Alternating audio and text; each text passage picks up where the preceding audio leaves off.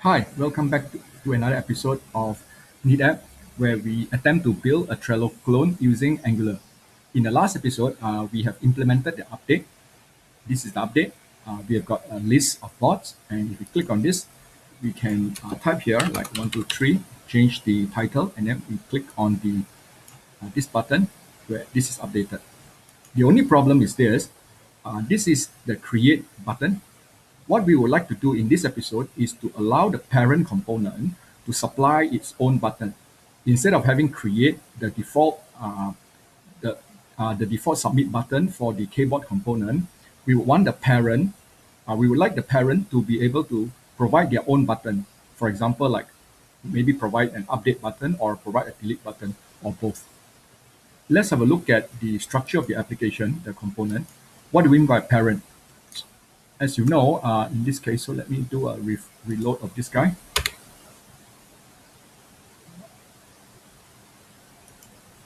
So, okay.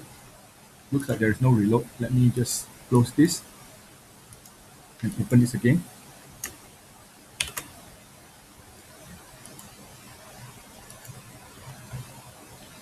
What what we would like this please. Let me just make this bigger. Okay. What we would like to do is this to allow the parent component, the update component, to supply its own custom button into the keyboard component. And the keyboard component will replace the supplied button here. So instead of showing update, it will show it will display the component, the buttons provided by update component. This is what we are trying to do in this episode. As usual, before we begin, I will create another branch. I'll call this part 11, just to check. We are in part 11, and I will now open my code.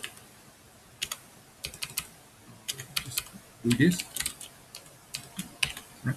Let me just also perform the update. Okay. This is what we would like to do. In the update component HTML, this is the update component HTML. So we are looking at this, and inside there we have the keyboard component, which is this. We would like to do this. We would like to allow the parent to say things like this. Okay, so we'll use the bootstrap. Let's put secondary, and then maybe we want to say update here. This button, ideally, if we write it this way, this is our keyboard component, this guy. And if we have one or more buttons as a child of keyboard, then the keyboard component would take this button and display it here in place of the create. Okay. The way we do that is to use a facility in Angular called content projection. This is what we do. We'll get the keyboard component HTML. I'll just show you how the content projection works first, and then we will rewrite it to we will place it here. The way content projection works is like this. You use this tag called ng content. Okay. What we are saying is this: the child of the component should be displayed here. So if you now go back, you will now notice the update, this button. Of course, it doesn't do anything yet. Okay, we would like it to be displayed here. To do that, we need something called a template, an ng template. An ng template, basically, as the name implies, just defines the template. Okay, defines a template, but it doesn't render the content. I will make this into a template by doing like this. So I'll surround this guy. I will embed this into a tag called ng template. Okay. So if I do that, now you notice that the content is no longer displayed here. So the content is no longer displayed here. We can also do the same thing for the button. I'll take the original button. Let's see. This is my button. This is the submit button. I'm going to take this, the default button. Okay. Let me put that here. Okay. So let's have a look at it first. So you notice that this is the button, and then I'm going to do the same thing to it by enclosing this in an ng template tag. Now I've got two template. One template holds the default submit button, and the other template holds the content projected into this component. Next step we're going to do is this: we will need to give the template, each of these two template, a name, which we'll reference later. And the way we do that is to use template references. We put a hash, and then I'm going to call this custom submit, and this guy up here I will call default submit. Okay. The hash defines a reference to these two templates. Okay. So we are still not seeing that here. Now we want to use another element in Angular called ng container, and ng container is a placeholder that can reference either one of these templates to be displayed. So I'm going to look for a cut. Okay, so here I will use the ng container reference. ng container is a placeholder. Okay, so if you notice, it doesn't actually show anything.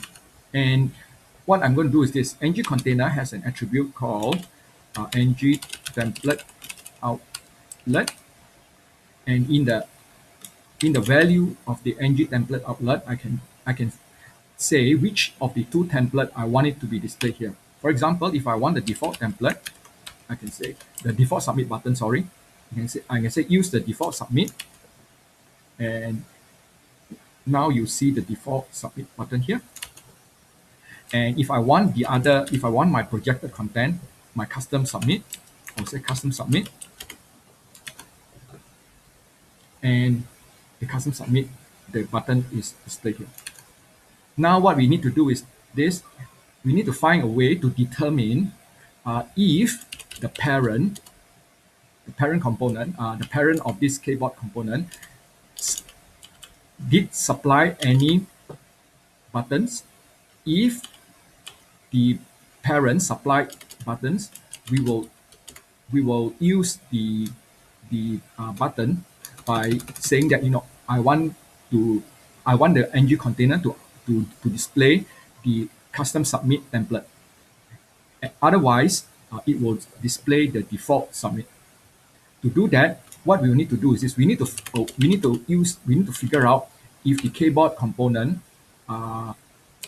child has any child. Okay, we will use a decorator called content child, and the way to check it is to look at the go to the kbot component here. And what I'll do is this: I will need to import two classes. The first is called element ref, and the second is called a content child. And this is what we're going to do. We're going to do the simplest method for doing this by okay, so let me rephrase that. We want to use whatever Angular supply. We are not going to manipulate the DOM and create our own elements. So we are just going to use whatever Angular provide. So to do this, what we need to do is this: we need to define some rules as to how this works. Okay. What we're going to say. So the design of our kbot component now is this: if we want any of this child of kbot component to be displayed here, we need the child to be referenced, to have a template reference, okay, called submit, let's say. Okay, and this is very specific because in our in our kbot component, we're going to look for the submit reference. If it finds it, it will display. If it doesn't find it, then you will display the default button. Okay, so the submit button, the hash submit is fixed. So this is what we do. Now we go back to here, go back to our TypeScript class, the component class. Okay, so we have imported the element ref and a content child. And now what we do is this: we just say content child. Okay, we will say submit. This is the submit. Okay, so this thing submit refers to this guy. Okay, and if we can find it, we will bind it to our just a property. I will call it submit button, and the type of submit button is element ref. Okay, like so. Let me see if there's an error. Okay, no error. Okay. We can actually see what is this element ref. To see this element ref, we need to look at it at this phase called the after view init phase of the life cycle. We don't really you need to implement this. I just want to show you. Then what we'll do is that we'll go ng after init view, and then we can display the submit button console info, and then I'll just say submit equals to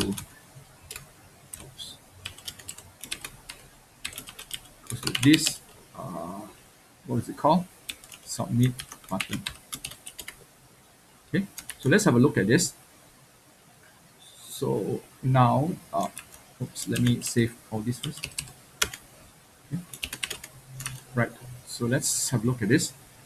Right, so now we will see the submit button. This is the button that we have injected in. Okay. Now if I remove this button, okay, by just simply removing this this hash, right? Okay. Now notice that the submit button is undefined. Now in our in the ng container, the ng container will just look at this attribute, the submit button attribute, and determine if it is defined. If this has a value, if there's a value, we will display the value. Otherwise, we will just display the default submit button. So this is what we do. Let's go back to the kbot component HTML. In the ng template, this is what we do. Okay, we will say submit button. Okay, if submit button is true, then we will display the custom submit. Otherwise, we will display the default submit. Let me just move this guy down here. Okay. Okay. So now, if we go back here, we will notice that this create button is displayed, and the reason is because even though we have a button here, but the button is not annotated or doesn't have the hash submit template reference. But now, if we add the submit reference, notice that this is no longer undefined. So the template, the ng container displays the update button. Okay. We can actually display more than one button. So let me just go this, that, and let me change that. Let me change it to like delete.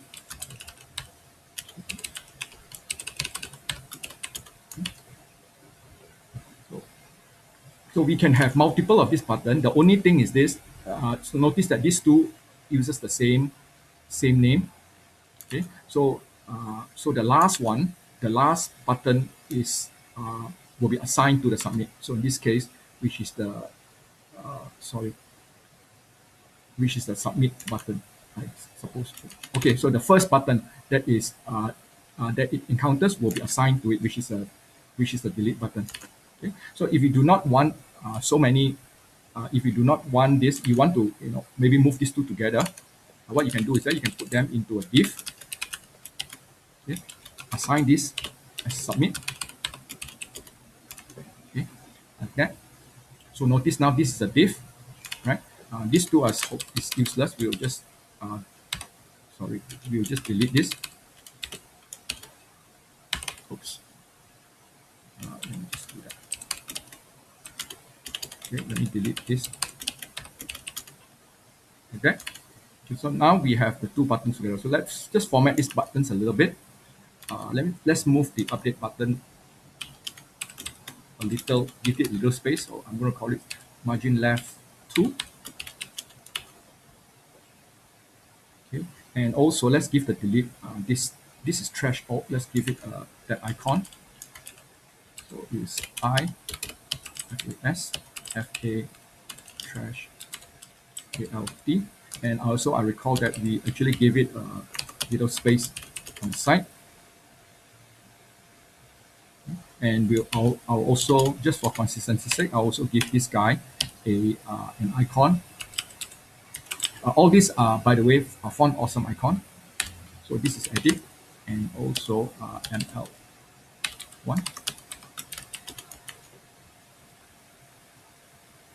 Right. So now we can put any number of buttons we want to in here. We can put anything we want in here. Okay. Now we have a way of projecting. Now we have a way of allowing the parent to project any buttons, to customize the kboard component by projecting any buttons into its body. The only problem now is this: the update no longer works. Previously, we have the create here. What happens is this: when we click on the create button, the let's have a look at this. When we click on the create button, the create button calls the process form, right? Which calls the process form, which fires the value in the on submit. So in the on submit event here, we listen to the parent listens to the button that's being pressed, and then it receives the value, this content. But now, since we have provided our own button, right, and not the default button, the update no longer works. Okay, what we can, so it's very easy to fix this. Basically, we want to do back the same thing like this. We want to say, click is equals to update, okay, something, so the event. Just recall that this event is just a partial, is the partial type of the kboard interface. So simple. What we do is this.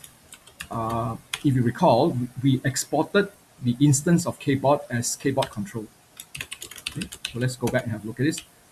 So we exported up here. We exported the component as kboard control. All we need to do is just get a reference to this guy and then use the value to retrieve back the partial kboard class object. This is what we do. So in here, in this kboard component, I'll create a reference. Let's call this kboard control. Okay, and then we reference the kboard control. So this name here is, oops, this name here, this name references this. Okay, references this guy, and this is just the template reference, or think of it as a variable. Okay, so now all we need to do is this. We will go kboard control. The kboard control is the reference value. So then we can remove this guy. If it's too confusing, let me just change this to just kboard.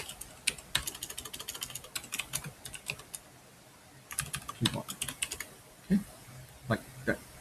So now if we click on the update, you'll notice that we can perform updates. So I can now remove this.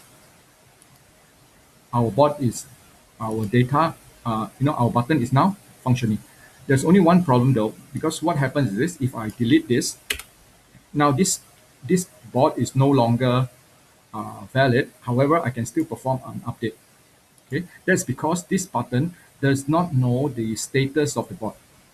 What we need is we need a way for the bot to tell the parents or any component that uses it the status of the of the content. Okay, so let's look at this kbot component again. Are the to listen to the validity of this component, we have to go to the form. So the form group, the bot group, like so. So here we will say this bot group.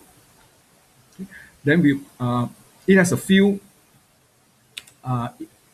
it has a few events. You can listen to either value changes or status changes. I'm not interested in the value being changed. I'm interested in the status change. So you go status change, and now what we can do is that you subscribe to it, and it returns a value either valid or invalid. Let us just display this value first, and then we'll do something with it. So info, and then I will say status changes. We'll just display out this spot value. Okay. Right. So if we now type this, notice that it is invalid. The status change is invalid. I go Fred at Gmail now becomes valid. If I remove this, it now becomes invalid. I can look at this. What I'll do now is I will look at this data, and then I will define an event, and that event will fire either the form being valid or not. And this is what I'll do. I will define another event, okay, and I'll call this event on valid, and I will create instead of a subject, I'll use the behavior subject, which will allow me to fire the first event, the type event, and the first event is false. Okay, so that's my behavior subject. Let me see if it's defined. Behavior subject is actually from the RxJS. Again, behavior subject behaves very much like subject. The first subscription, when somebody subscribes to behavior subject, you'll fire off the first event. So this event, the first false event. So I'm saying that when you subscribe to it, it will say that it's false. It automatically assumes that the form is invalid. Right. So here, this is what I do. I'll just say this on valid next. Okay. Say the value. Then I will say, I will say valid equals to b. Okay. So this will fire true or false. One thing I need to let you know is when you do a subscribe, this subscribe returns a subscription which we must unsubscribe. We will come back to this in a little while. Okay. Now the form will automatically track the changes as you type. The component will track the changes and you fire either the form is being valid or invalid. Now, if we go back to our update component here, what we do is this. In the kbot component here, we now listen to this event, and then we will handle it with our function. We'll create a function called, let's say, form status, and then it will we'll pass in the event object like that. So let's go to our form, our update component, and we'll define the form status method. Okay. So here we'll say form status. The status, this is the boolean. Okay. We'll bind this value. We'll set this value to a member here. Let's call this enable button, and initially is set to false. every time when we receive the status, you just update the what's it called, enable button to that, right? Now we will take this enable button and we will bind to the update by just saying disable equals to, it is not enable button. So let's see how this works. So now if you notice that this button has already been grayed out, if I do that, now I can perform upgrade. Okay, and if I delete this guy, this is now grayed out. Okay, if I do this again, notice that this is, I can click this guy, and if I come in again into one of these things, notice that this is grayed out. Even though the form is valid, this is grayed out. The reason is because if you remember in my this kbot component, my behavior subject, I mentioned that the first event to fire is false. That's why I'm getting this. And it makes sense because, I do not want to update the bot, because it is pristine. I only want to update, when I make changes to it like this. Again, if you don't like this behavior, you just change this to true. Okay? Or you change this entirely, instead of using behavior subject, you can use subject. Okay. So one thing to note is this. Notice that this is disabled, but this pointer here is still allow me. I mean the cursor is still like a hand. If you come back to this create, right? If you notice that this is no go, this is cannot press, right?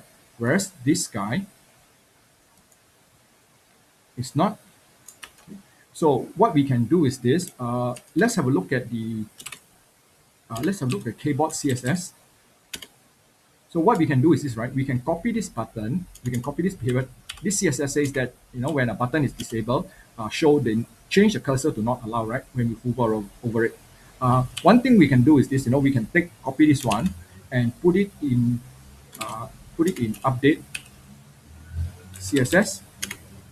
Okay. However, we know that this behavior, this button behavior is going to come up in a lot of places. So we must now make it global. To make this global, we'll just put it into the styles.css. Style.css is in the source directory. What I'll do is this. I'll just copy these 3 lines first. Okay. Then I will update. Just go to styles.css. Put it here.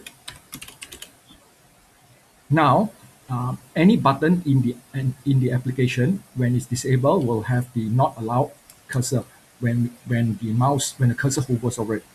Now notice that we got this here, and we also, if we go to create, we also get this behavior here, right?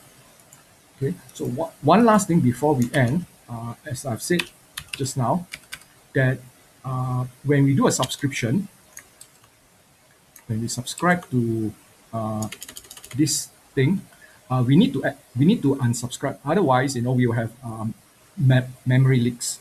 Okay, we need to hold a reference to the subscription, and when the form is recreated, or when we click on update after we perform some update, we click on update. For example, we click on update here. The root changes back to another root. The component is destroyed. We also want to perform an unsubscribe of this event. Okay, what we do is this. We will create a property here. I'll call this private. Okay, since it doesn't affect anybody except our component, I'll call this status changes subscription, and the type is subscription. Subscription is from RxJS. Subscription from RxJS. There's a few places that we need to do this status change subscription. Okay. The first place is here, the initialize form. We want to check if the what was this called? The status change subscription is not null. Okay, we want to unsubscribe. This one, we need to hold a reference to this, so we just go status subscription. Finally, we need to implement the ng destroy. Ng destroy allows us to hook into the life cycle, uh, and the callback. The ng on destroy method is called when the component goes out of scope, or when the root changes. So you need to implement the on destroy interface, right? And then what we do is this: we will now, let me just move this up a little bit. We will now implement the on destroy method, and again, this is just status change subscribe to perform the unsubscribe. Okay, so two places when this component changes, that's when it goes out of scope to another view. This method is called the unsubscribe, or when the form is reinitialized, we also want to unsubscribe from the previous from a previous subscription. With that, our application, our component is almost complete. We can now perform updates by doing this. Okay. Okay. In the next episode, what we're going to do is this: we're going to implement something cool on the delete button. I found a really nice effect on YouTube. I'm going to share it with you, and then we're going to implement this in here. So the idea is this: where I hold on delete, instead of popping up a dialog box to say, do you really want to delete? We will display some animations here to to count down uh, for deletion. With that also, I will show you how you can create your own your own directives. Okay? So I will see you in the next episode. Till then, stay safe.